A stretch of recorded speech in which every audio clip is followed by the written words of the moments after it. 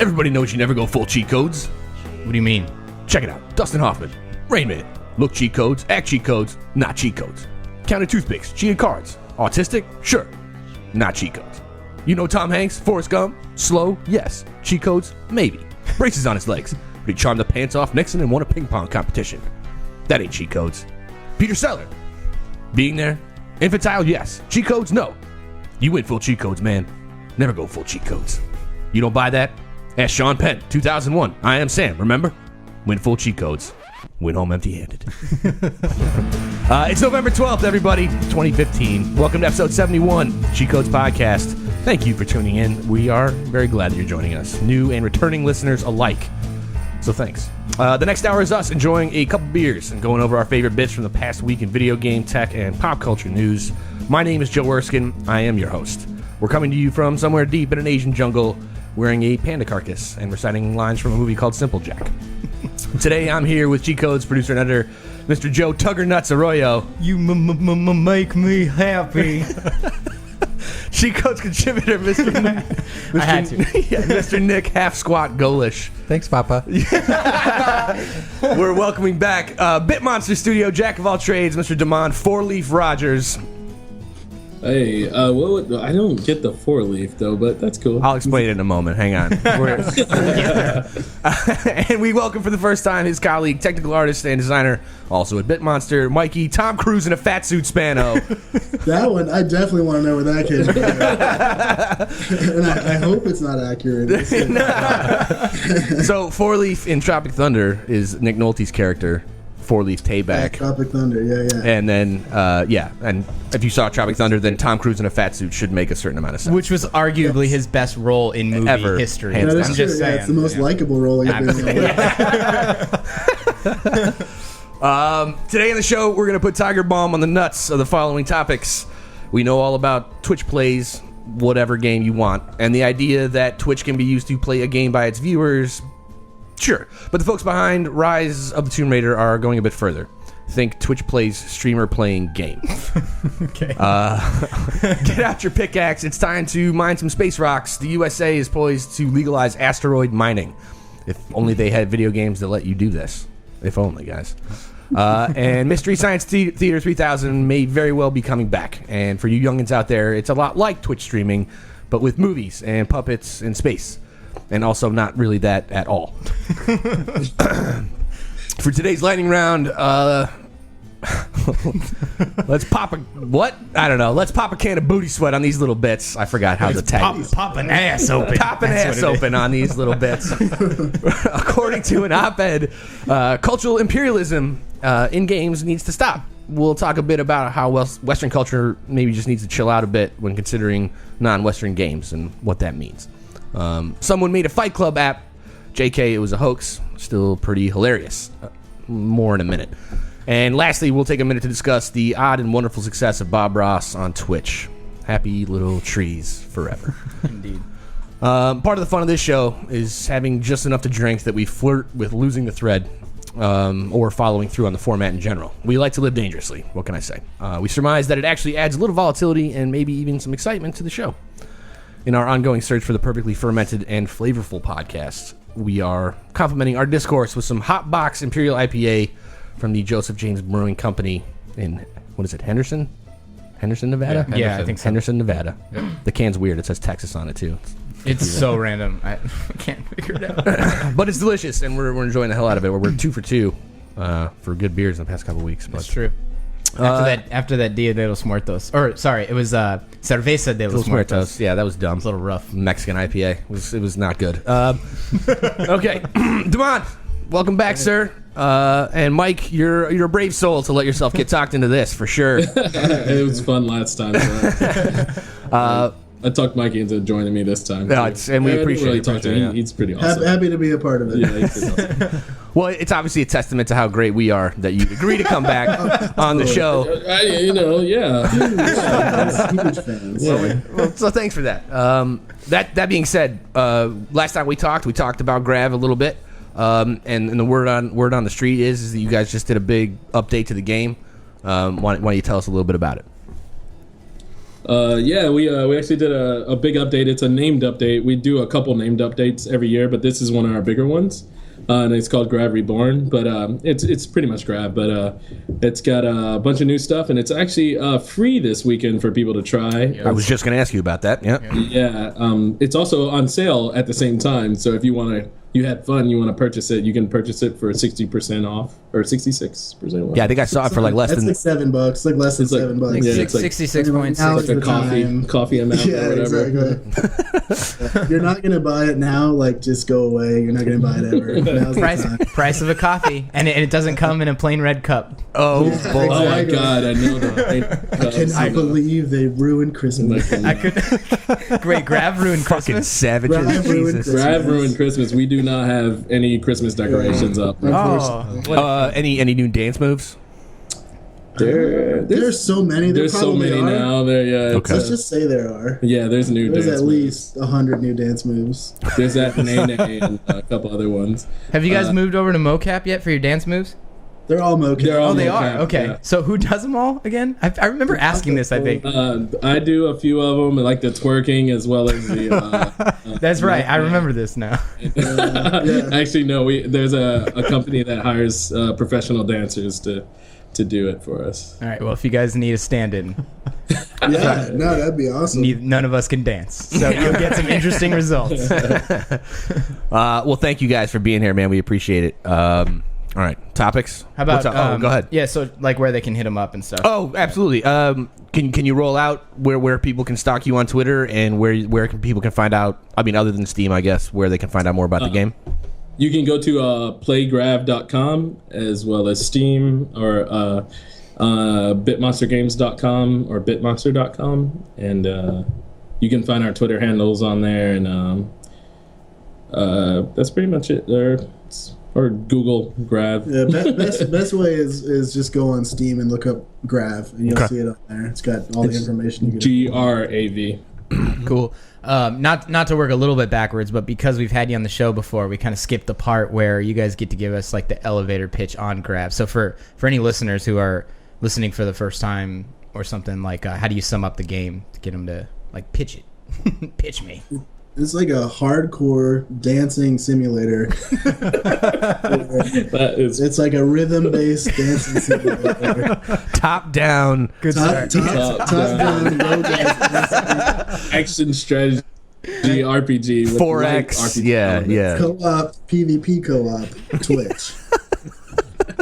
Sounds like the greatest game ever made. It's in the vein of Ark and Rust and those little survival games, but it's like a space themed, and there is dancing. Dancing heals you up at campfires and things like that, but it's very casual and fun. You know, It's sort of like a MMO junior. It's sort of like an intro to MMOs, kind of. It's like survival meets MMO. It's pretty unique. It's definitely worth checking out. yeah, you pay once, you don't have to pay again. Yeah, there's no That's like, Oh, nice. And I'm stoked for the free weekend. Oh yeah, you definitely. My kid's turning 1 this weekend, so all my money's kind of gone. congrats. Yeah, I'm gonna try and check that out for a hobby. I thought you were gonna say something like, "My kid's turning 1. I think he's finally old enough to play GRAV." Sure. I'm gonna introduce Absolutely. the we got a games. lot of players that seem to be about that age. It's pretty close. Oh my god, such a good start. All right. We'll get to the topics here. Gentlemen, so we talked about this whole idea that Twitch plays streamer playing Tomb Raider, right? So everybody knows that this big game called something 4, what is it? Forward? I don't know. Fallout? Fall in? No. Okay. Anyway. You're a funny guy. Dumb jokes. There was another game that came out as well, Rise of the Tomb Raider, the second in a long line of, not really a long line, but the reboot since Crystal Dynamics took over. Xbox One users have a very special kind of feature that they can kind of integrate with their Twitch app. The guys integrated this thing where if you're a Twitch streamer and you're playing the game, you can use their expedition mode to allow your viewers to kind of help dictate how the game is played, which is kind of an interesting, and very relevant and topical kind of addition to playing and streaming games. I think this was kind of interesting. There's been a few games that have done it in the past, but this one incorporates yet another card system. There's 64 unique cards set up into 100 and some odd combinations that you can, things like big head mode or more difficult enemies, that kind of thing. I think this is very much the way things are going to go for a while. Not just through the card system, which I think we've all seen kind of step out into the forefront with things like Titanfall. I think did it first, and then we saw it kind of used in Call of Duty as well. And even games like Witcher are doing entire mini games based around a card game. But I digress. I actually don't know the card game that well. Like I haven't. Yeah, I was going to ask about that too. I didn't quite catch the whole card game thing. I looked up the Tomb Raider stuff, but so the way I guess the expedition mode, where I haven't played the game yet, but the way it was explained to me by an article that I read was the internet told me. Yeah, a little birdie. He Googled Tomb Raider. Yeah. Don't do that. It was basically like there are certain aspects of this mode. At some point, you'll end up in a kind of like a choose your own adventure type of scenario. Certain events will trigger a choice between two things, and they come across as one card or the other. And so players can kind of chime in the chat to advise the streamer on how to proceed, so to speak. So isn't it really? I mean, at the end of the day, unless I'm mistaken, it really is like you approach a moment where you could make a choice, right? And then you're just really proposed with two options, and then the Twitch streamers vote, and then the democracy decides on what actually occurs in the game, regardless of what the streamer decides. Right. It's like phone a friend or something. Like, sure, I don't know. Sure, absolutely. Like, what do I do this way? I was hoping it's gonna be more like. Actually not a bad idea. Sometimes the phone a friend don't work out, though. I think it depends on the time of day. It doesn't work out when you try and spell every answer to your friend. I was actually expecting this to be more like maybe if it was the cardware or something, like somebody draws a bear card and suddenly a bear comes out of the wild and like tries to eat her face or something. See, that's cooler. Actually, another great idea. Like I feel like that'd be kind of. That sounds like that Hearthstone new expansion that came out today. Actually, Oh, the single player thing? Yeah, I heard about that. Yeah. I'm interested to see. Like, I think this is kind of like a maybe easy to say, maybe be a bit rudimentary or very kind of like entry level as a way to kind of introduce this concept to A, streamers, and to B, the viewers that are taking part. For people like me that can't afford new games right now, maybe this is a good way for me to still be involved in playing Rise of the Tomb Raider to some degree. I personally think this is a great way for them to introduce like community playing to AAA companies in a way. Like they came out with this game and they want to include the community in somebody else's playthrough of the game. Like if more AAA games came out with like ideas like that, we sat here for like 3 minutes and we already talked about like different ways that like a bear could jump out or something. I just feel like riveting stuff. If like these large companies are already recognizing that Twitch plays is a real thing, and they can make their game around that or create a mode for the game at least. Right, right. At the very least, yeah. And it's kind of cool. It's a cool idea. Like, have you guys? How much are you guys kind of like? Do you guys cater at all, or have like keep that Twitch stuff in mind when you guys are working on GRAV at all? Oh yeah, totally. We have features specifically for streamers. Like if you're a streamer, you can hide your location, hide your name, all that stuff, so that people don't sort of do the streamer sniping where they'll seek out a streamer just to shoot him while he's streaming. And we chat with streamers. We try hard to get them everything they need, give them free keys, stuff like that. But we don't have any gameplay features that really cater to it. I think it's a great idea. We just don't really have the manpower to do it right now. No, fair enough. I like I was saying before, though, I think this is kind of indicative of where like a certain amount of games are going to start going, right? Like more and more, like we've seen the rise of Twitch, rise of Tomb Raider. I got it. Okay, Thank you. But we're I'm sorry.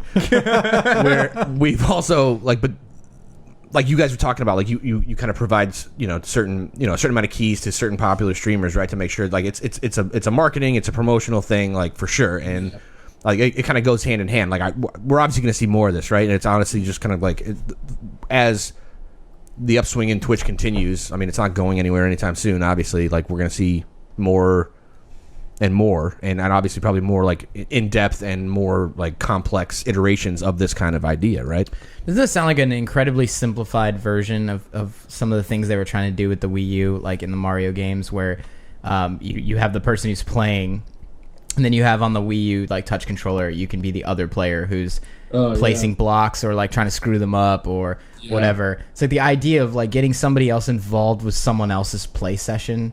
It's been dabbled in many different ways, and it's kind of just like a community rollout of this kind of idea where it's like, hey, let's throw tough enemies at him, or a bear. Let's just keep going back to Nick's idea, and just see how he does.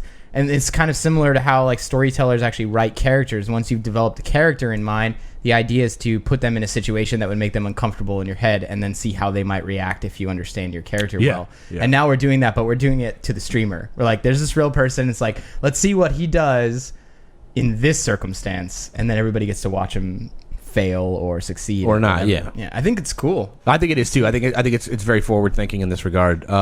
So when I look at Twitch, like I see, like, you know, of the top played games are the ones that are broadcasting to the most viewers. I think MOBAs are still kind of like the hot ticket item, right, for the most part. So how do MOBAs, like, we can go around the horn here real quick, like, but how do MOBAs kind of integrate, like, well, you know, this kind of thing into their, like, obviously if it's at a competitive level and a professional level, maybe you can't really do that. But if you were for casual players, if casual even exists in the realm of MOBA, I don't know.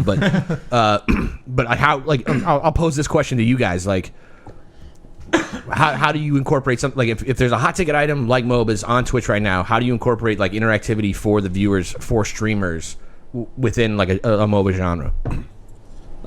I think one of the things is recently I gotten around to actually trying Heroes of the Storm. And once I realized how the game plays, when I watch someone else play, it feels more like a sporting event, you know, where you can actually appreciate the techniques people are using in the game. Sure. So I feel like some of the more popular games get bigger users watching because they have people that appreciate the, you know, you need those users to know how the game already plays in order to appreciate how someone else is playing it. Like golf, for instance. Like when you watch golf, if anybody watches golf, like it's one guy's effort to do something specific, right? But you can appreciate the swing or, you know, the trace of the ball, whatever the hell it is. But I think you understand the analogy. But what would you guys do if you were in a situation where there's like a stream community built around that, where they like, do you think the MOBA market at all is a candidate for one where streamers might be able to make decisions about like changing the battlefield or the play field for that matter? I could see in MOBAs changing the play field would be easier to do than to changing the way someone actually plays a character, because there's some of the more popular MOBAs have so many characters and they play so specifically that it'd be hard to make it fun for someone to change up the way that they've been playing their character they enjoyed for a long time, right? Right. But battlefield changes would be awesome, where like all of a sudden this part's like lava or something, like, and you can't walk this direction or whatever. And it's suddenly a Hunger Games where you're like you're lobbying like these like care packages into your favorite players. Like somebody sends you like an antidote or something. Oh my god, that's not bad. But that would packages would be awesome. I mean, it would. But money though, make them pay money. Absolutely. See, but just when I think about that and where esports has come, it makes me think of taking it to you know, like the NFL or something. And we're already at this point where they're being, you know, legitimized as real sports, and they're getting bars dedicated to them, and a little more every day. And TV stations are finally, you know, hopping on board, minus, you know, Colin Cowturd, but I'm excited to see what they do. You know, when NFL picks up on that and they start Twitch streaming NFL sessions, and then we can make decisions about dropping shit on the field during a Packers game. Extra mouth guard or like Giselle's panties to Tom Brady or something. That'd be pretty good. Anything to get them off of TV and onto the internet. Right. Well, honestly, I feel like it's a missed opportunity with the whole NFL thing. Like, they should be Twitch streaming the London games. Like, that makes a certain amount of sense to me. Wait, why? Because why just the London games? We can fuck with the London games, but not the... No, it's a test. It's a tester kind of like scenario that you bring into Twitch. You know what I mean? You're not going to give them like the big major network contracts. This sounds like cultural imperialism to me. But the major, oh my god! I was gonna say the major networks already they already stream on TV the game from London though. So like, why would they? I'm just saying, Twitch needs to get, if they want to legitimize themselves as for like help the whole esports movement, maybe pay homage to the old sports as well. I'm just saying. Yeah. All right. They'd have to pay a lot of money though, probably. Well, while we could mine the details of this topic all day long. Was that written? Oh, it is written. We should move on to our next little bit here, and specifically speaking about the Space Act of 2015, which just got through the Senate this week, and it's the U.S. is primed to legalize the mining of asteroids. This confuses me a little bit, I guess. Are they saying, because when you say like the U.S. is legalizing it, you mean companies are allowed to mine asteroids, right? Because there was like there are parameters to it, but there was like this giant UN thing like 50 years ago when we landed on the moon that said no country can own any heavenly body or something. It's a very reasonable point to make. So and in fact, they addressed this, and we're going to talk about it. It sounds like somebody who's very knowledgeable on the topic who did not read the article. I was gonna ask, like, who owns the asteroids? Well, that's what I was asking about. It's like they're giving permission to do something that everyone already had permission to do, as far as I know. Yes, on a logical level, or that no one had permission to do. Well, right? that or no one, yeah. Or no one needed permission to do. At the very least, yes. Everyone is correct in this moment. It does conflict with, I believe it was the Outer Space Act of 1967 that stated something to the effect that like celestial bodies like the moon or certain areas are kind of. Yes, the 1967 Outer Space Treaty, on which the U.S. as well as Britain, France, and Russia are co-signers. I will quote it: "Outer space, including the moon and other celestial bodies, is not subject to national appropriation by claim of sovereignty." Well, that's exactly what it sounds like. Christopher Columbus can't sail to the moon and say this is for Spain. Yeah. Yes, effectively, you're correct. I'm just saying, like, this is about companies like going out to space and mining asteroids. I think, right? The Space Act of 2015 specifically states civilians, but it also states civilians that might own U.S. based companies that have even foreign investment. So we have a situation with like the company that they reference within the article I think it's called Space Resources or something stupid like that. Planetary Resources. Where Richard Branson, for instance, a citizen of the United Kingdom, the guy who owns Virgin and all that stuff, is a major investor. So technically he could still make a profit without being a U.S. citizen, if that makes sense. Okay? So the idea is that somebody's going to get the testing together and the resources together to build some sort of special space mining spacecraft piloted, I assume, by Bruce Willis. But they're going to land on some... Speaking of that, wouldn't it have been easier just to train astronauts to mine...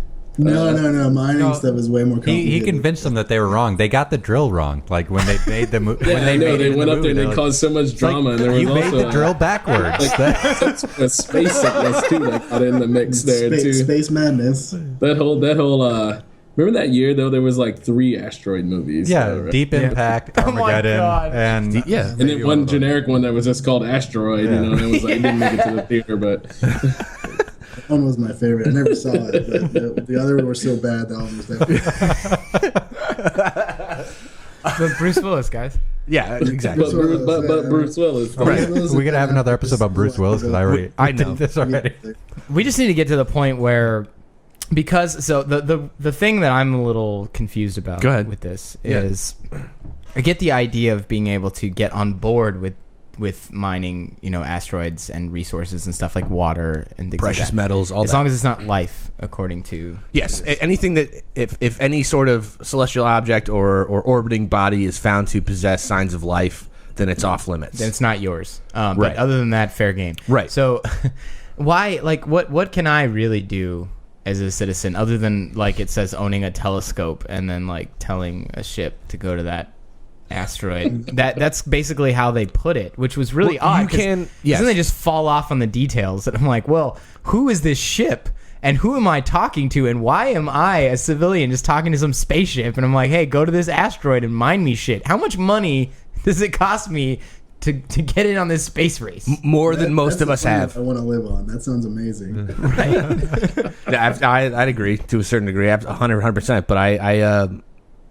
so this is where, coming back to the original point, like I think that Nick was trying to make, this is where this gets interesting. Yeah, it's cool that we can go mine asteroids, but this is obviously where corporations get involved, and where, like, I mean, to me, this is kind of where the space wars will really start, is that we're just going to be arguing over resources just like we are now on our own planet.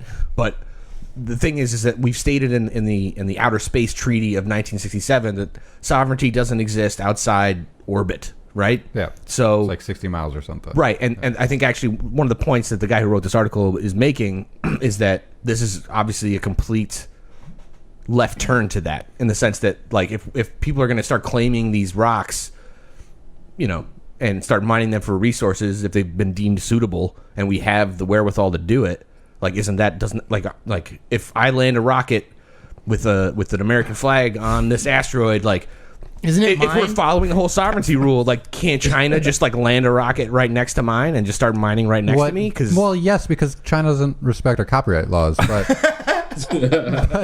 Wait, go back. 60 miles out, it's a free for all. yeah, Apparently. it's like sailing in Just do whatever you want, international. or- I think it's like everything that exists in the heavens belongs to all of humanity or something. Like that's the gist of it or something. So if we can't even get along on our own little space. No right shit, now. they, right? they Yeah. didn't think about that 50 years ago though. So It must mean someone's close, though, right? I mean, there's no reason the government would randomly come up with some new set Right. of laws if someone wasn't close. The answer to that is yes to that, because there's plenty of companies that have been doing a bunch of research. Obviously, the one we mentioned, Planetary Resources, is one, and there's another one called Space Adventures, which is kind of like an offshoot of the whole space tourism thing that are trying to figure out ways to develop, you know, some sort of rig that you can launch and then land and then mine and refine in one location and then ship it or sell it back to you know, Right. planet side. And people like Lance Bass will buy tickets and Yes. Oh, God. this is the thing. The whole reason we want to mine space minerals is so we don't have to bring it back to Earth, so we can keep it in space and build stuff in space. Though, like that. Yeah, it's that's all. so inefficient to get out to space that finding resources there to replenish what you lost getting there is sort of worthwhile. Well, they did mention that, right? They said like the refinement process and all of that, the actual processing of the materials, they're trying to work on it such that not only you mine them there, but they're going to have stations set up where they can do all the processing there as well. So that kind of like a one-stop things shop a little bit, right? Yeah, absolutely does. Well, is this going to more turn efficient. into like the first person there like gets the asteroid or something? There's going to be like a land rush for. Well, he does use the term like new space race in the article and all of that. So like we could make tons of conjecture, and we love doing that on this show. Oh, yeah. So the answer is probably yes. You know what I mean? Where it is going to be a race. Like who can develop the technology first? Who can get it up and working first? You know, all of that. I'm pretty sure that we're gonna land on some asteroids or something. So there's gonna be some native asteroidians who live there, and we're gonna call them Martians because we're in the wrong place. And then we're just gonna kill them all, and it's ours now. No gravity. The problem would be is actually getting the stuff back right. Like SpaceX and both Virgin Galacticas had trouble landing rockets back on Earth, right? Like yeah. It's the hard part. SpaceX, yeah. They're just gonna fly by. Just fly by and just drop them Fly off. by and just shoot it out of the rocket. Right. Don't even send the Somewhere in the rocket back. ocean. Yeah, just like have it slingshot around and just drop the goods into orbit, have them fall, you know, and that's Preferably fine. in America. Right. Yeah. Yeah, just land in the wrong country. Damn it! Yes. Let it go though. Be like, we got $1 billion in precious metals from that. I remember reading like a couple of years ago, James Cameron or somebody was saying that the first trillionaires will be made from the people who start mining asteroids, and I think that's probably pretty accurate. I mean, the second people figure out how to make a profit on going to space, all of a sudden everyone will be able to go to space. It'll take about a year before everyone figures out exactly what to do to go and land and bring it back. So two things to respond to that with. James Cameron is an advisor on the Space Adventures project, so nicely done. And second, if that is true, and I assume that it eventually will be, I don't think you're wrong in anything you just said, but they better fucking make space travel way better than flying, like domestically or internationally. That's all I'm fucking saying, because fuck Coach is all I'm saying. All right. I went to BlizzCon recently and I bought some cheap tickets on Frontier, and that's right, I'm an underbus Frontier right now. The ticket was only about $100 cheaper than United, and I would gladly play the $100 to fly on a better plane than Frontier. Right? Well, from what? From Raleigh to Anaheim or LA or whatever is probably what, like a good 6 hours, yeah? About the same? Yeah, okay. yeah, about 6 hours. Yeah, that's brutal, dude. That's brutal. Yeah, it was brutal. It was brutal. The seat was like cardboard, and then I unfortunately got one of those rows where it doesn't lean back, so it was like... Yeah. Is that one of those flights where they like hand you a baby? Yeah, basically, yeah. There was a baby on... And they take your headphones away. And coming back. Yeah. Which I don't mind, but especially when they cry for 6 hours, that's pretty intense, right? It's like... I always get the person with the tiny bladder on the inside seat. Somehow that always happens to me where I have to get up constantly. Sorry, that's me. That's me. And then on top of that, I'm like relatively tall, so my knees are always bent in a weird way. And oh god, like I flew economy to Japan a couple years ago, and it was freaking painful. Yeah. So bad. Dude, that's a good like 12, 16 hours right there. Yeah. The problem is that I can't help it, but I have to order drinks on flights like all the time, and then I'm like, damn it, I gotta piss. No, see that? I tell this guy he's sleeping, but screw it, I'll just either crawl over him awkwardly. Like you hold it until you get a bladder infection. That's the rule of being a man. Yes, thank you. I completely fucking agree because I don't order drinks on planes. I fucking drink at the bar in the airport, get drunk, pass out on the plane, wake up at my destination. And then, at worst case, pee in your pants. But you never ask the person next to you to get up. Exactly. But what happens when the person next to you is asleep? Because then I'm thinking, okay, I could crawl over you, and worst case scenario, you wake up with my nuts in your face. Or I make it to the bathroom and it's fine. Get up. You pee on their, if they're asleep, pee on their lap, and then they will never know that it was not them. Wow, that is good. That's a good tip. Worst case scenario, just use the puke Asteroids bag. again, peeing on people. Sure. The flight to get there. Yeah, right. There we go. Okay. And we're back. We're back. Good. Actually, to sum it up, I think what you guys were mentioning, like the first trillionaires and all of that related to mining asteroids. Yeah. Think of it like the gold rush. It is. That shit, like, we can't even fathom that today. I don't think that anyone could understand, like, now what that must have been like. Well, the parallel is that there were still pieces of the world where people hadn't been and exploited, and so when you've exploited all the world, where do you go? Space, right? So that your corollary or your analogy is correct. It would be the same thing on such an industrial level. Like I'm pretty sure that this is how like Weyland-Yutani started, right? So like the alien universe, like this shit, like those ships that got waylaid by aliens in the initial Alien movie were fucking mining vessels, were they not? Like, yeah, think of it more of a trucker. They were truckers. Okay, so they were just transporting it back and forth, like the goods back and forth. So. Face huggers in our future, guys. Okay, great. God, I hope so. I'm so excited for that. You just don't want to be like the first. That'd be so awesome. I would love to get killed by an alien. That would be amazing. That's like my dream. I dream about that constantly. I wouldn't last too long. Worst ways to die. I think those are called nightmares.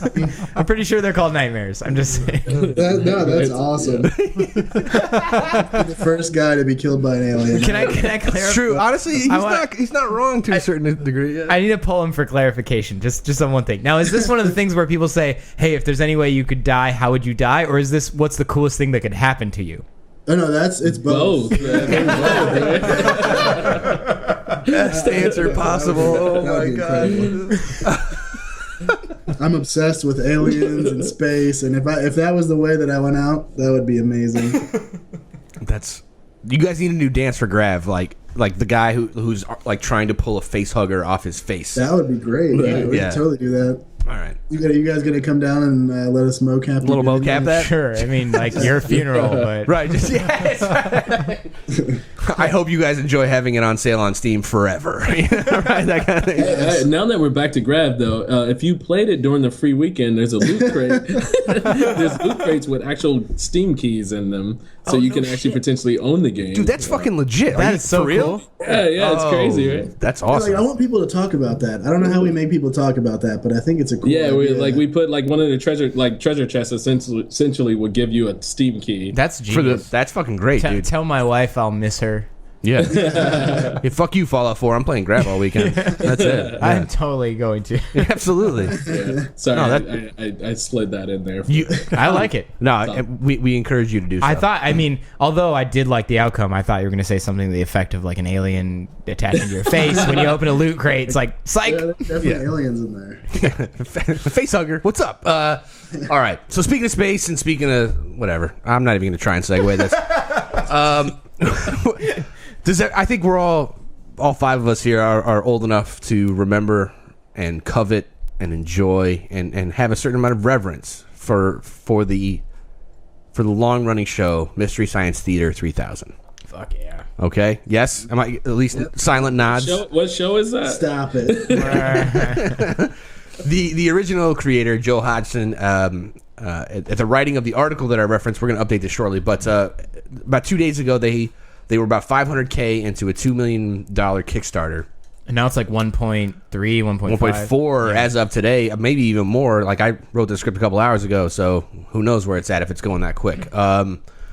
They're hoping to bring it back. So, like, with all the shitty movies that were out there for all the, all 100 and almost 200 episodes they did. I think they were in the 180, 190 range at some point, like over 12 years.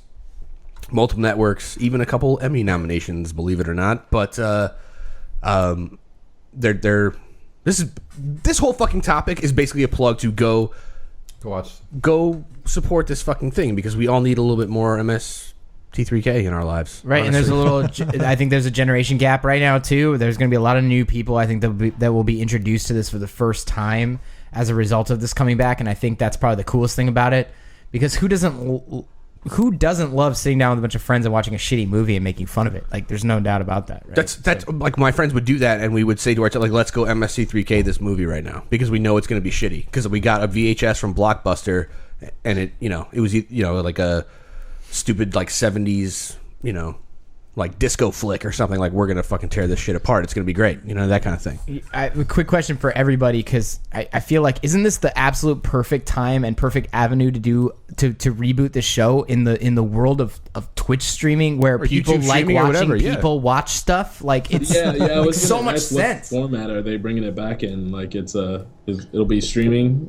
On the Kickstarter page and in the article, it didn't specify, but like I would assume that they're going to try and bring back to some sort of cable network. Okay. But it could end up being, like, based on the way that they're doing their tiers, I think that he wants the $2 million to get 3 episodes done.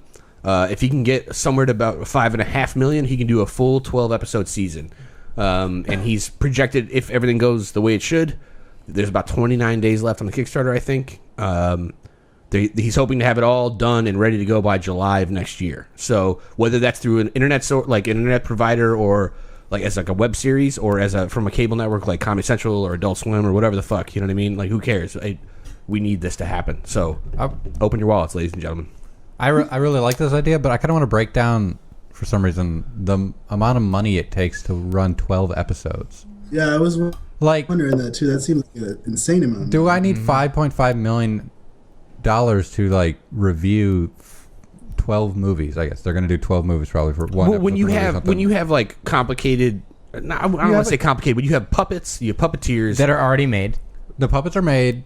Are they going to reboot? Maybe he wants to reboot that. Sure, Tom and Servo, man. For how much money? I'm not like discounting, because there's probably a lot that I'm not thinking of when they have to make this or something. Yeah. But it still seems like a lot. Like, I feel like I could get, if I had the puppets already, I could get just a bunch of my friends together and we could do it for fun with an iPhone. I'm so glad you brought this up. It's exactly what I was. No, fair enough. Go ahead. Keep going. I don't like I don't know, 5.5 million. It seems like a lot. Maybe it makes more sense if they're trying to do it on cable or something. They gotta production, marketing, whatever costs you have to do. Yeah. I don't know. I think they have to get rights to movies as well, right? Yeah, but they're B movies. Like, they're the shittiest movies ever. Still need rights. Mikey, what were you saying? I'm sorry. I was just going to say, I mean, like, if the goal is to get something like Comedy Central or Adult Swim to pick it up, they're going to front the bill for marketing and stuff like that. Right. Yes. Yeah, that makes sense. 5.5 million goes all into production. I mean, enter drunk history, right? Yeah. I love drunk history. I mean, to me, it's like these guys were Twitch before Twitch existed. Do they, like, I love Mystery Science Theater, don't get me wrong. Like, when we worked on Gears, they did Mystery Science Theater for Gears. and it was amazing. Like, it was one of the highlights of my career.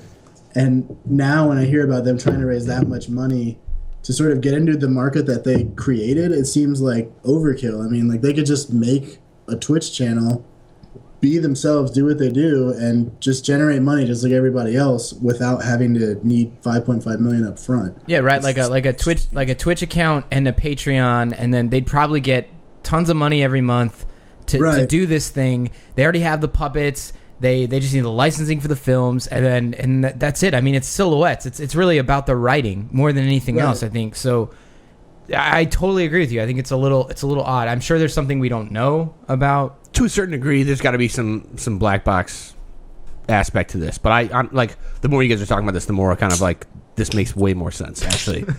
So I'm kind of like, why not just go, create fucking a Twitch channel and do an MST3K some shit? They could, it definitely be more modern with it, right? Like, I feel like cable TV is already kind of dying. I know it's a little bit early to say that, but I think it is. Right? I'm with you. Right. I'm with you. We all hope.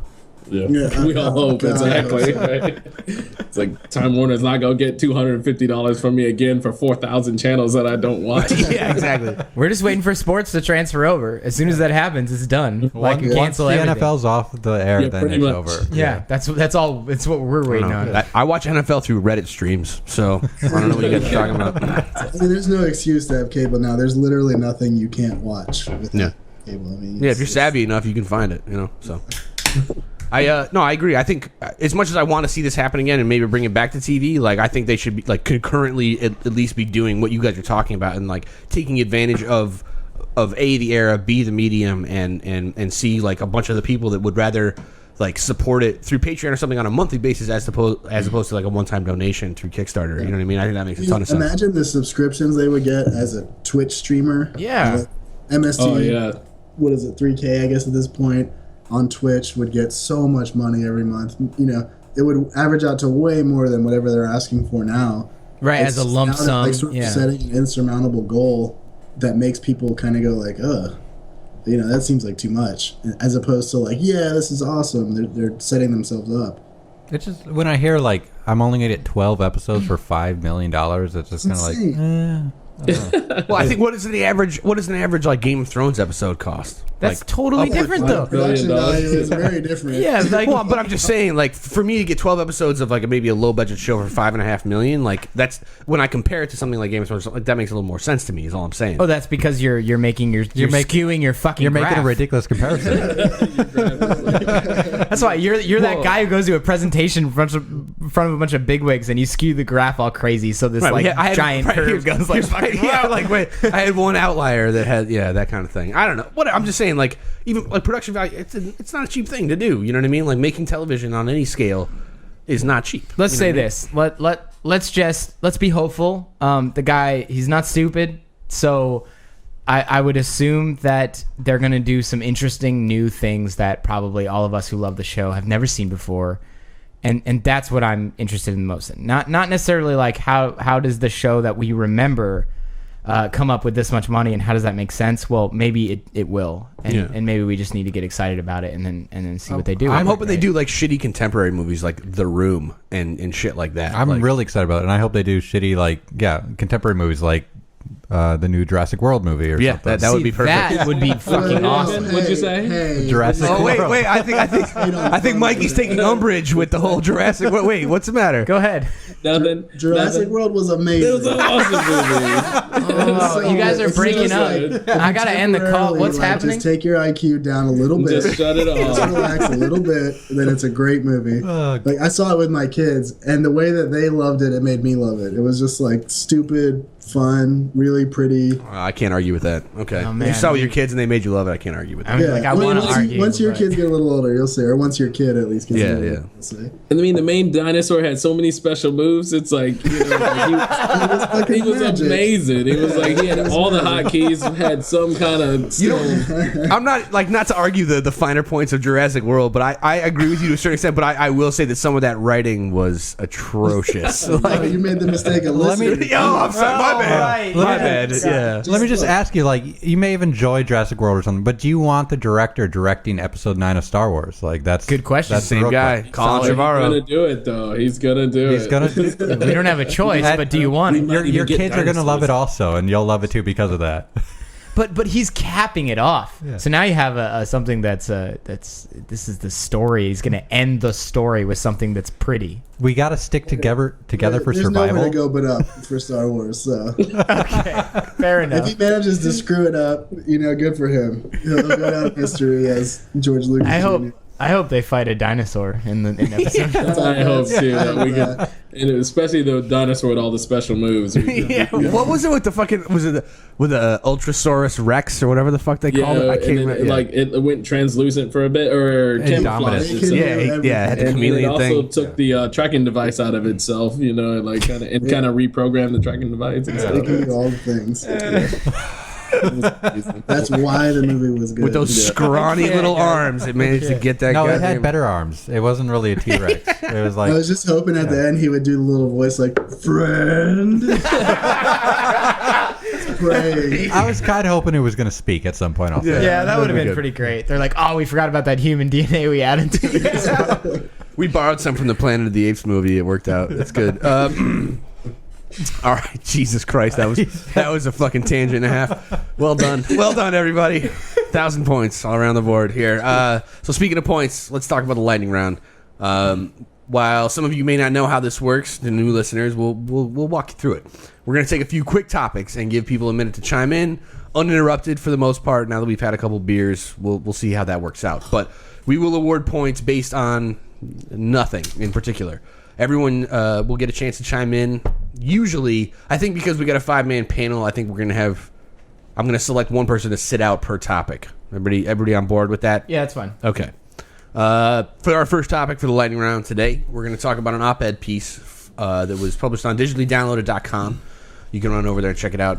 As long as it still is part of the masthead, we'll see what happens. But saying that cultural imperialism in games needs to stop.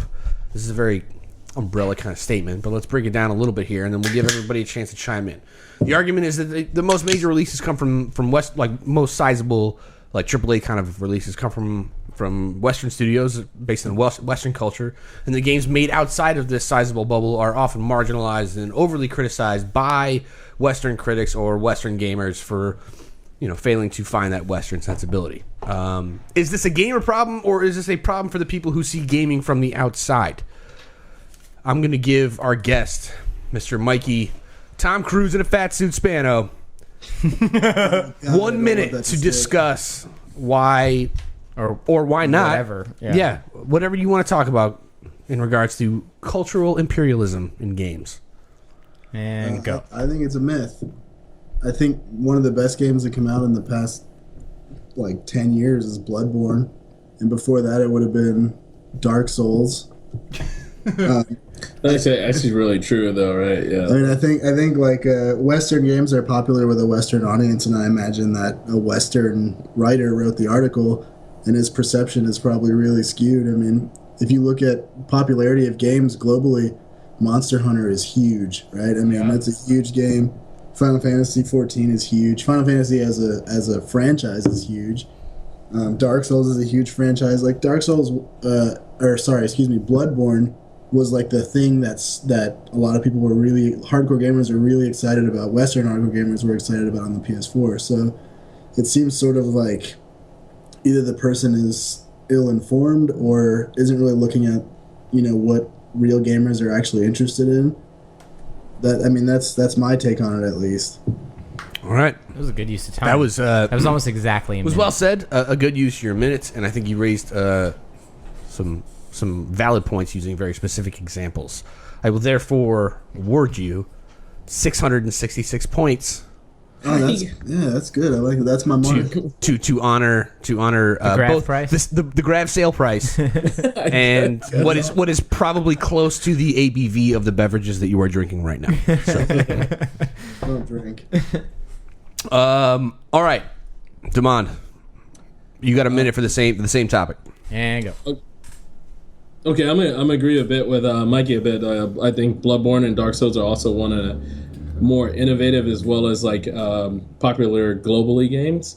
But I do agree a little bit with like that some of the Eastern companies are a little bit behind, because like Dead or Alive Extreme Beach Volleyball 3 or whatever is still coming out, and they are insensitive to the whole plight of the whole Gamergate thing that's going on, right? So all these girls are underdressed and they're playing volleyball, but I don't think they are really. But I don't think they are anymore. I don't think anymore. They just sort of like shove each other around at this point. So that kind of game would never be made by a Western company in this current climate of the gaming industry.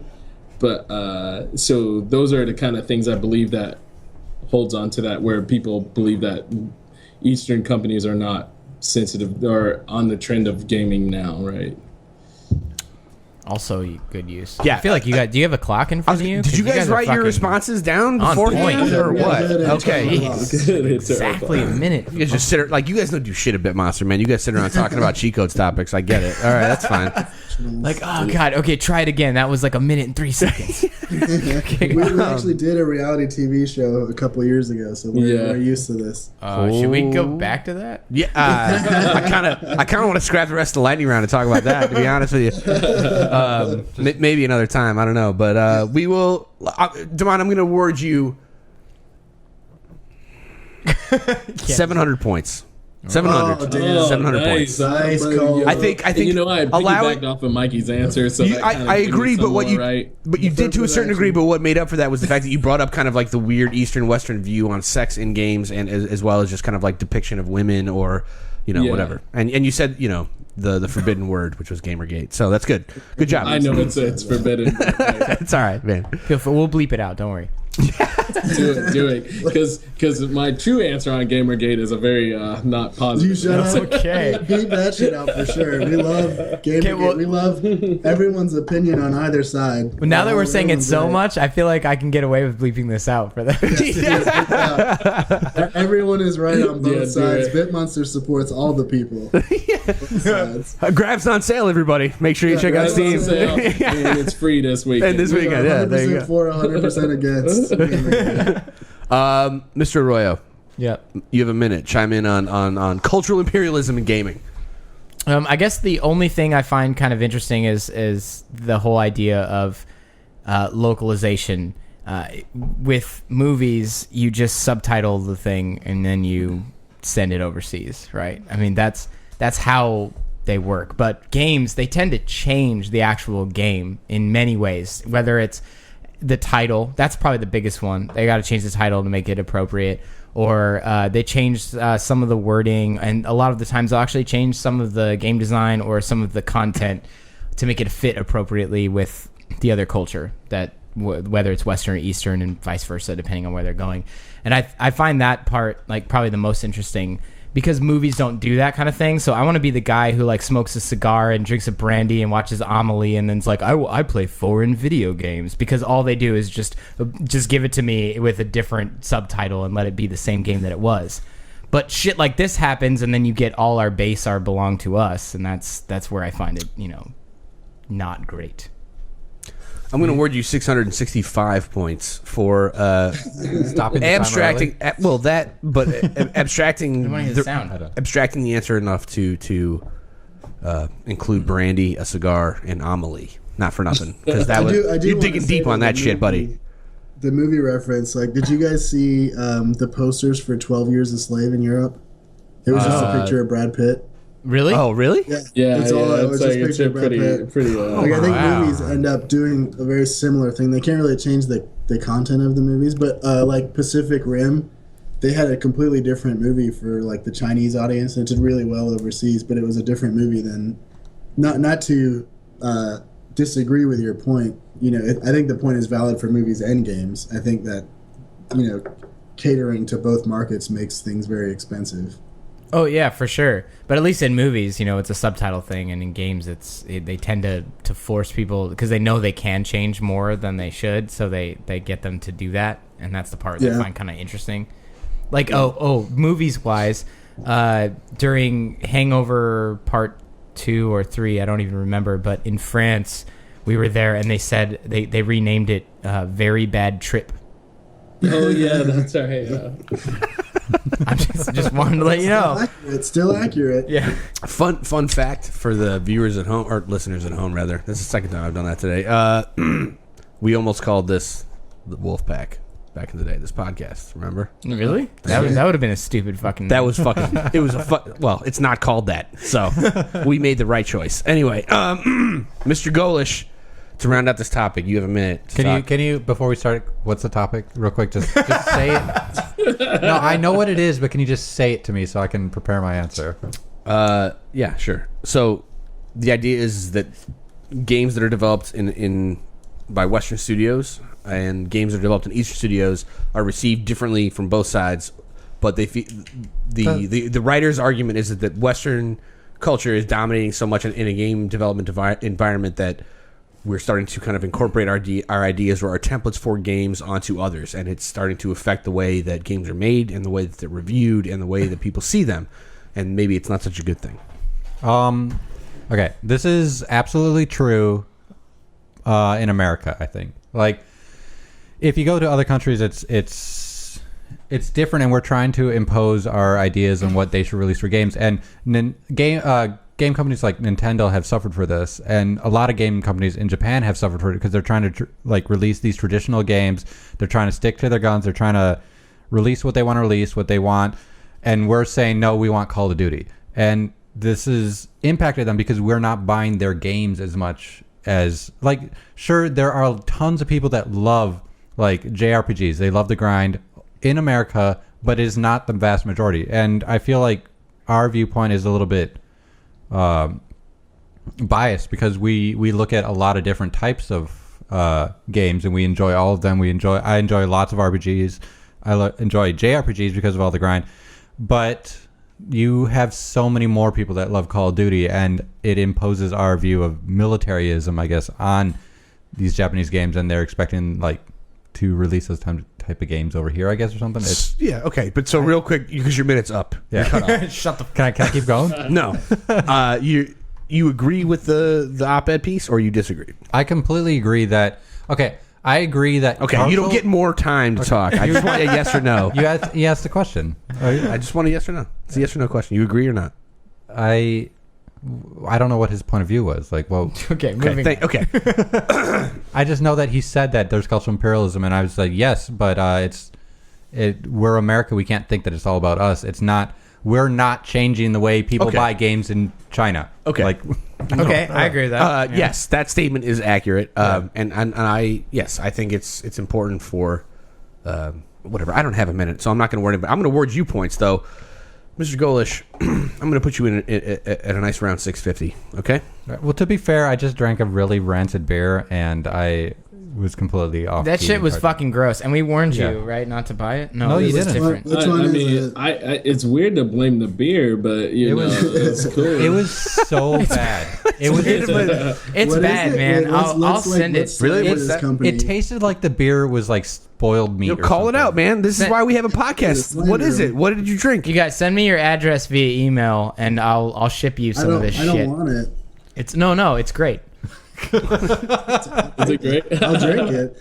I agree. I did agree with your point though about JRPGs are kind of we Western gamers don't play as many as we used to, right? Like, yeah. But I also think that JRPGs haven't innovated in a long time. That's kind of like, I think, the point of like our imperialistic view, like.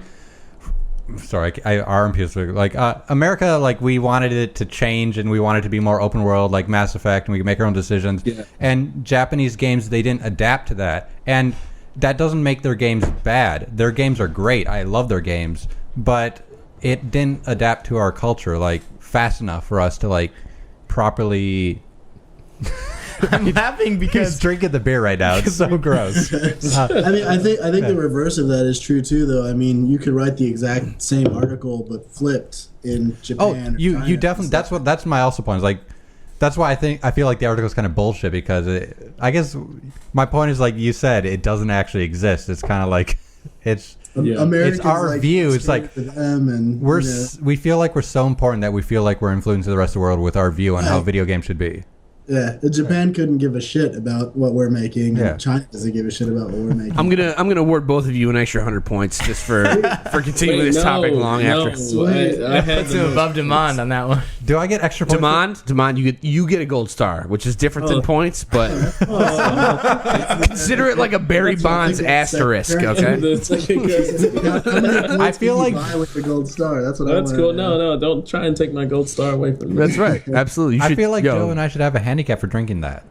honestly, I don't feel like it's that bad, but that's fine. Still haven't said what it is. I still want to know what it is. Yeah, you name know what? it. I am gonna say it, and because whatever. It's the Saint Cara sour fruit ale from Distill Brewery. They do it. It's from Bloomington, Illinois. It's an American sour ale aged in oak barrels with pears, which sounds And also like human it should be feces. awesome. It sounds really good. This got It sounds great. It got Imperialism. There you go. It's an American Yeah. sour ale. There you know. Right. Like It they're got- just gonna like co-opt this shit from Belgium and the rest of fucking Europe. It got a 99 out of 100 on their beer rating scale or something. It was like, Who Did said they that? do it themselves? On their or- own. the company? sticker You're at right, the yeah. store said this is a 99 out of 100. Oh, for like know. for Beer sounds like Connoisseur it's- magazine Yeah. or something. I don't know. I don't know who reviews their beer. Yeah. All right. Honestly, it's not that bad to me. Like you guys are having a hard time with it than I am, but I'm also I like sour beers. I think that's fucking disgusting. That tastes like it's spoiled. China does not understand that beer, and neither do I. Oh. Next topic. shots fired. All right. Number 2. Oh my God, we're running so late right now. So I don't know if you guys heard about this, but there's a Rumblr app that was getting pimped around this past week that. Just like Uber or Tinder, you could swipe right or call a number and set up a fight. Fight or not. A fight or not. Yeah, absolutely. Where you could be like, hey, I'm going to talk some shit at you. I'm going to talk some shit. Like, you're going to talk some shit at me because hopefully we're actually going to. The idea is like, I want to fight somebody and I want to fight an appropriate opponent. Blah, blah, blah. It was a hoax. But Spoilers. it tricked IGN. It tricked a lot of people. The Verge. It tricked a lot. Venture Beat. I think. I actually tried to download it. That sounded like. I couldn't find it though. I was very disappointed. Did a picture of like Tyler Durden show up and be like, "Yo, we don't talk about this shit, bro." You know what I mean? It's essentially a Fight Club app, and it was basically a giant marketing stunt. It's Tinder for broy for people that want to just punch each other, which is fine if you're into that kind of thing. But it's you, it's not me. Well, the final context, I mean, because aside from it being a hoax, because that's not really what we're discussing in the lightning round, but it's Right. just that this company was trying to prove that they could brand something in their initial launch. So it was like, can we create something to prove to future clients or whatever that we can brand you? Create a brand and then make it go viral or get some legs. So let's start with something fake, prove we can do it, and then that means that the clients will come a flocking. I guess the question for the lightning round is really like, do you agree with that? Do you think that My that was question a for the good lightning round is, ploy or- if this was real, who would you fight? Oh, okay. That's my works too. question. That's fine. Who do you want to Fuck fight yeah. for this lightning round? That's my question. I'm gonna start at this one. 'cause Yeah, I I'll sat sit out this the last one out. All That's right. fine. Okay. I'm gonna. All right. Don't say your dad. I'm not gonna say my dad because I'm not gonna. We used Fight Club as the movie reference for the last episode, so we should probably just drop that reference at this point because Tropic Thunder rules. But And I love John Goodman. are you gonna start my minute, or Yeah, am I already go in my minute? Okay. You're The person that I would fight, I think are all incoming freshmen at the college that I currently go to. I want to fight all of them, not because they annoy me and not because I don't like them or anything. It's because I feel like when you graduate high school and you move on, like I'm in my mid 30s and I went back to school kind of like as a non-traditional college student, but like when you're 18 and you go to college, like there's a certain period of change that needs to kind of click or not really quickly, and I want to help these youngsters facilitate this process With your fists. with my fists, where like you just catch a quick beat down, and then you'll understand what the real world is like. Wow. I'll see the rest of my time. Holy fuck, you're a fucking bully. Okay, who's next? By the way, I'll be on Rumblr if you wanna in case you fight guys me, wanted so. to know, for Mikey and Demond, whenever Joe gets to go, the guests get to award him points. So enjoy. I'm going to give him 0 points Yes. because the truth is he could actually just go fight those people if he wanted to. Like, that's the beauty of the world. You could just go up to somebody and fight them if you want. I mean, they're gonna fight back. Like, no matter who it is, they're gonna fight back a little bit. And I think you should just do it. Live your dream. Be the man you want to be. Damon, do you want to add or subtract any points? Yeah, what I'm gonna do is I'm gonna give him a 701 points. Oh shit! Only because he gave me 700 points before, and that's my boy. Oh, collusion! No, you know what? I'll give Collusion. you 1,000 points on the condition that you beat one person in your incoming freshman. It feels. Oh, good. I was about to reach over and start choking Nick out, but all right. Yeah, I mean, all right. Nick, one of the freshmen? No. It's gotta be one of the people you wanna Before be. he heard freshman, You'll he feel was so like, good. You'll feel so good afterwards. It's worth it. I mean, is it worth getting kicked out of school for that? Yeah, you know what? It might, For it might be. for a It might thousand be. fake fucking points? For 1,000 fake points on a Are they bullshit fake? Yeah, podcast? it's 1,000 points. Like, I will send you an email that says you got 1,000 points. It's real. It's tangible. I'm gonna take a picture of me like It's standing on like the about to internet, curb it's real. stomp somebody, and I'll send it to Mikey, and You he'll don't have send to me. kill them or anything. No, yeah, I don't want to. Why don't you let Mikey go next then? Yeah, you know what? I think I'm gonna. Mr. Spano, you got a minute to tell me who you would fight through the fake ass Rumblr my app. goal is to get BitMonster on the map, so I would fight Jesus. I want everyone to know who BitMonster is. So, you know what? I would fight Jesus, and I would do it on Twitch. You gotta find him first. That's the way.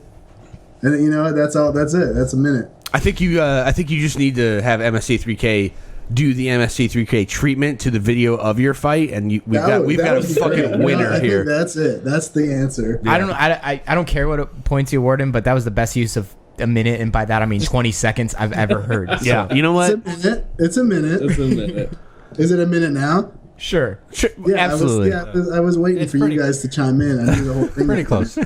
Well, we try and keep it uninterrupted, but obviously that's not I just wanted happening. to give Damon some extra time. Oh, he's just needed his Is it time. my He did. turn? He did. He seen his time. Yes, I'm gonna award Mikey an extra 2,000 points because Oh wow, That's he gave me crazy. 0. But Damon, you have an extra few seconds if you want it. Go ahead. Oh, that's cool because I was gonna go. So if Mikey fights Jesus and he loses, that's not a good look for BitMonster. That's true. So we don't want that to happen, and I'm pretty sure he's gonna lose. So, but me personally, I wouldn't fight anybody. I mostly look forward to watching the World Star hip hop videos that will come out of this. Yes. Where people Yes. in the background going World Star.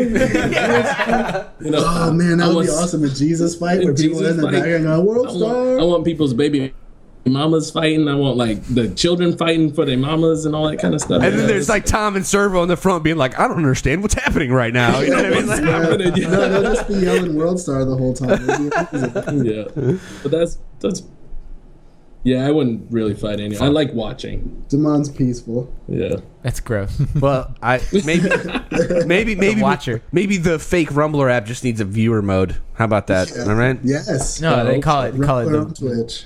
voyeur mode. Voyeur mode. Yeah, there you go. All right, Demont, I'm gonna give you 2,001 points Oh, there you go. for being a pacifist. Okay. I mean, he understands that you shouldn't like fight a superhero like Jesus. In that, I want to pass my fist through your argument, but it's fine.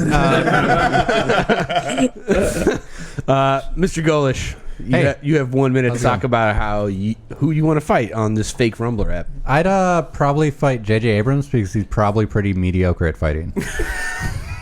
It seems like it. Go on. That's all I gotta say. He'd shine lens flare in your face. Yeah. Yeah, you're disabled by lens flare. He distracted me with lens flare. Right, and the that. J.J. Abrams Pokemon uses lens flare, and the Nick Golish Pokemon is like Hyper beam? stunned. Yeah, exactly. So Wait, last podcast, Damon was on. Didn't you guys say you didn't like J.J. Abrams' Star Oh, I Trek? definitely don't like J.J. Abrams. No, specifically this guy. You probably watched it with your kids and they loved it, right? I didn't watch it with my kids. I watched it with myself, and it was like, oh, they actually made Star Trek watchable. Like, I love Star Trek, but going back and watching it now is a mistake. He is. The J.J. Abrams Star I Trek, like this. I like this dynamic here. yeah, I feel this like is good. This is good. This is like like polar opposites.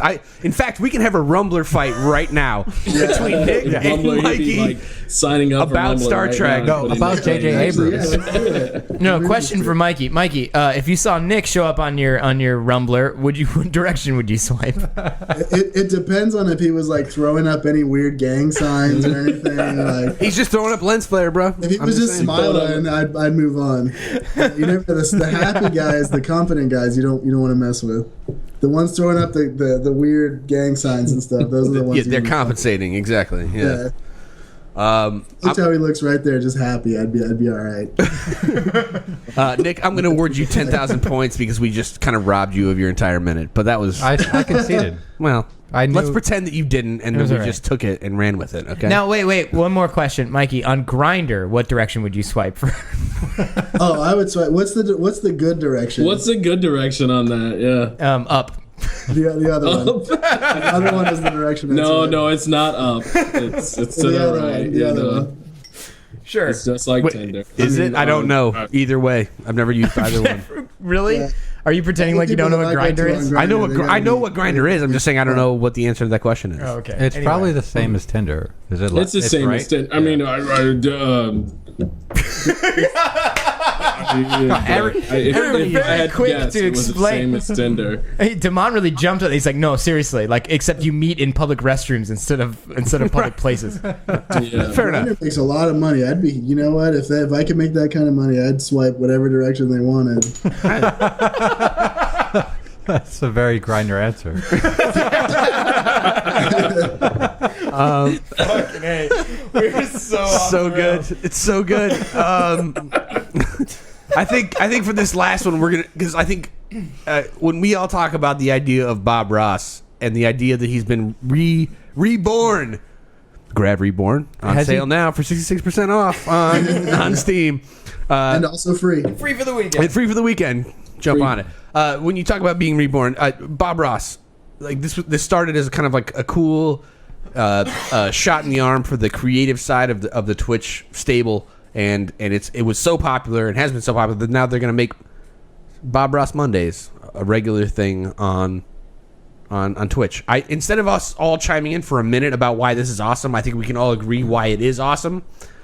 And so let's just say let's take 15 seconds each and just be like, I watched Bob Ross. I love Bob Ross. Okay, go. Sorry. Can I? My grandmother died painting to Bob Ross. I love you, Bob Ross. Oh, shit. That's, Yeah, That was made it deep. I made it personal, motherfucker. What now? That's super deep. Okay, Nick Golish. Bob Ross. I never watched any of his stuff on public access television, I guess you could say. But his trees were very happy. Yep. That's all I can say, I guess. I don't know. Can I amend my statement real quick? Yeah. No. She didn't die to it. She learned to paint to Bob Ross. Sorry. Oh, but that's a totally different thing. Sorry. Yeah, Okay. you. All right. I got jumbled up. Sorry. My turn. I guess I actually did watch more Bob Ross than I think I recall. Okay. In that regard, it was always on. So, in my household, and yeah, happy little trees, happy little everything. I mean, how can you be bummed when somebody with a beard is telling you to be happy? His beards weren't in back then. Damon, Exactly. you got 15 seconds to tell us why you love Bob Ross. So the weird part is I don't know who Bob Ross is, and I think maybe it's from where I grew up, but I love Bob Ross. Oh, that was great. Way to play along. But he has a beard, Damon. That's like instant friend. I do. I know. Does he? He's got the best white afro of all time, probably. Yeah, Oh, too. that's awesome. Not Totally for not true. for nothing, dude. Is he still alive? I thought No, he died. he he died died. a few years It's ago. not even white. It's Alright. like a white redhead. Yeah, he's kind of like a ginger afro. It's Yeah. kind of great. That's pretty sweet. I don't love think that I've ever people seen a love ginger. It's not normal. It's not. Okay. Mikey, 15 seconds. I grew up watching Bob Ross. I love Bob Ross. Nice. There's nothing else really to say about it. That's why we're keeping this part of the lighting. We're all awarded 1,000 points for I get him too, or no? we all do. Everybody Everybody gets gets 1,000 Everybody points got here. it? Yeah, Good. absolutely. All right, so the winner's everybody. You know, The winner is you. So that means everyone lost, right? Because there's no ties, right? Like, no, we're like happy little contestants. Well, we can jump on the Rumble app later and figure that out. We all I got want to know because we all got participation trophies. yeah, exactly. You participated. participation means you lost. No, man. You When would not let us come in with second place. Look, I'll tell you what, Second place is the first loser. when we send you the email that says you participated in the Cheat Codes podcast, you're gonna get a little smile. Yeah, I will. A little bit of a smile, I'm right? gonna send that to my And so that's a winner in my book. I don't know about you guys. I actually wanted to, before we sign off, I really want you guys to tell me this reality show thing. Yeah, can you expound upon yeah. like a little bit of the whole reality show experience?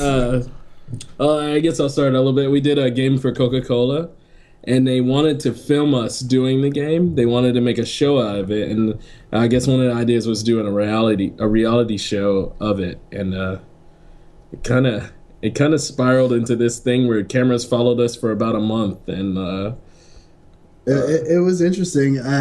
I actually took a dump with a mic on accident. because you have the mics on so much. That's not an accident. That sounds like fucking television gold right there. You get used to having the mics on all the time, and I assumed that they were only recording when we were like shooting a scene or whatever, and I was just doing my thing and Squaring off, sure. Out, like the entire crew was laughing, and I was like, oh god, this is my fucking. Wait, is this part of the thing we talked about before the show, where Damon's like, take your friend Mikey and your laptop to the bathroom? No, he was in there with me. He didn't know either.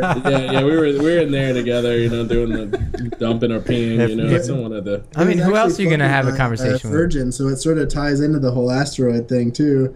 And if you actually fly on Virgin flights, you have a chance of actually watching the documentary. It was called shit. Making the Game. And we did. Fuck. It was for the Red Foundation. that AIDS awareness. Oh yeah, like the Gap/U2 thing. Yeah, I know what you're talking about. Yeah, Yeah, so yeah. There's a trailer for it on YouTube where there's like the intro basically where it's a cheesy thing where our names come up and we're doing little cheesy like, slow-mo poses and shit, and we're like. Yeah, it was actually a lot of fun, and the director was awesome. It was just, it was silly. We're like geeks, and it was very silly. Holy crap. I feel like we actually like debated on this being a topic one time. I swear to God, I remember looking up many moons ago on early episodes, probably before you ever met Chris or before we ever. Wait, how long ago was this? Maybe I'm thinking of something different. This was the second game we made? Second game we made, maybe 4 or 5 years ago, probably. Oh, maybe not then. not. Maybe So not so then. it's That's not. okay. Right. But it's Fuck, not. I want to look this up. We're gonna so link bad. to that. We're gonna find the YouTube trailer and we're gonna link to it in the show notes of this episode. Tasteful. So the initial pitch was like they had this hot extra girl that was part of BitMonster. We were going to be locked in a bunker, and they were going to film us with the tension of all 7 of us developers, and one of them happened to be this really hot girl who worked at BitMonster, even though she was a paid actress. And there was a big clock on the wall. It was this big crazy thing, and we were like, wait a minute, we didn't want to do this at all. And so then the director was really respectful, and he did this really tasteful version of, kind of like, we started a company, we're making this game, and, it's about getting medication for mothers who have AIDS so that their children don't get AIDS. And it ended up being really nice, but of course, since it was really nice, it wasn't very popular because people want to watch, there's no drama to it. Yeah. Yeah, people want to watch one of the Kardashians come in and fucking It's make not a the game for this. Kardashians. Exactly. It's not the Kardashians. Until you squeeze a can of Coke and it arches over your back onto your. Yeah, we did do that. Okay, that's good. Each one of you, was that the slow-mo shot? I'm looking forward to seeing that YouTube video too. Yeah. It's like Damon, and then there's him naked squirting. Okay, wait, real quick. I'm gonna say it because this is where we're recording now, and the public will hear this. Now, if I choose to take a shot of you, if I take your face, Damon, and I put it on Kardashian's body, while she's doing the champagne thing on her own ass, are you okay with that as the photo for the episode? I'm okay with that. Well, hold on. Instead of champagne shooting out of the bottle, it should be a bunch of Mikey's face. A bunch of Mikey's faces kind of like coming out of the champagne bottle. No, you should do the sex tape, but put Damon's face on Ray J and my face on Kim Kardashian. Yeah, that would be even That more would perfect. sum up Yeah. the Yeah, that's Oh my god. the BitMonster in a nutshell there. yeah. All right. Well, we apologize, guys, for having you on the show. Yeah. And by that I mean apologize for having you put up with us. Yeah. And we feel probably worse than you do. I guarantee it. But no. But honestly, in all seriousness, thank you guys for taking the time. I think we're gonna wrap it up here. Episode 71. It's all but done. Damon, thank you for hanging out once again. So, Mikey, thanks. It's nice meeting you, man. Absolutely. And thank you guys. Everybody go check out GRAV. Yeah. On sale now on Steam. Free weekend free coming this up, weekend. man. Free coming up. Like, I'm hitting that shit hard. Yeah, give Believe us it. the final plug and where they can check it out and push the free weekend and everything. Yeah, there's this little thing called Steam, and you can just like go on it and look up GRAV, and then there's a game there, and you can get it. GRAV, and you can play it free all this weekend until Monday, and you have a chance to win the game actually by playing the game. So it's, who can't beat that, right? It's fucking amazing. Yeah. It really is such a simple and awesome idea. Thank you for being here, dear listener. We hope you enjoyed it. Let us know what you think. Hit us up. Come visit us, cheatcodespodcast.com. Hit us up on Facebook and Twitter. Get in on the conversation. The script has got to change because I feel like I'm saying the same shit every week. But spread the word. Tell all your friends. Until then, stay tuned for a new episode coming every week in your very near future. More guests coming soon. Thanks to the fellas at BitMonster. Enjoy the shit out of GRAV. Thanks, fellas, for hanging out with us. We'll talk to you. We'll talk to you probably sooner than you'd like. But thanks, everybody. We'll see you next week.